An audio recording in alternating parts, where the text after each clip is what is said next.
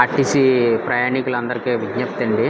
మరి పిఠాపురం పాదగయ క్షేత్రం అనేది మన దేశవ్యాప్తంగా ఎంతో ప్రసిద్ధి చెందిన పుణ్యక్షేత్రం. మరి అక్కడ ప్రజల కోరిక మేరకు, అలాగే భక్తుల కోరిక మేరకు పాదగయ క్షేత్రం వద్ద ఈ లాంగ్ డిస్టెన్స్ సర్వీసులు ఏవైతే ఉన్నాయో, విశాఖపట్నం నాన్ స్టాప్ అయితే కానివ్వండి, అలాగే విశాఖపట్నం దాటి వెళ్ళేటువంటి సర్వీసులకి పాదగయ క్షేత్రం దగ్గర బోర్డింగ్ పాయింట్ ఏర్పాటు చేయడం జరిగిందండి. మరి ఈ ఈ యొక్క అవకాశాన్ని ప్రతి ప్రయాణికులు కూడా ఉపయోగించుకోవాలని ఆన్లైన్ రిజర్వేషన్ ద్వారా, అలాగే ఏటీవీ ఏజెంట్స్ ద్వారా, అలాగే బస్ స్టాండ్ల నందు కూడా మనం టికెట్లు ఇష్యూ చేయడం జరుగుతుందండి. మరి ఈ అవకాశాన్ని ఉపయోగించుకొని ఆర్టీసీని ఆదరించాల్సిందిగా కోరుకుంటున్నాను.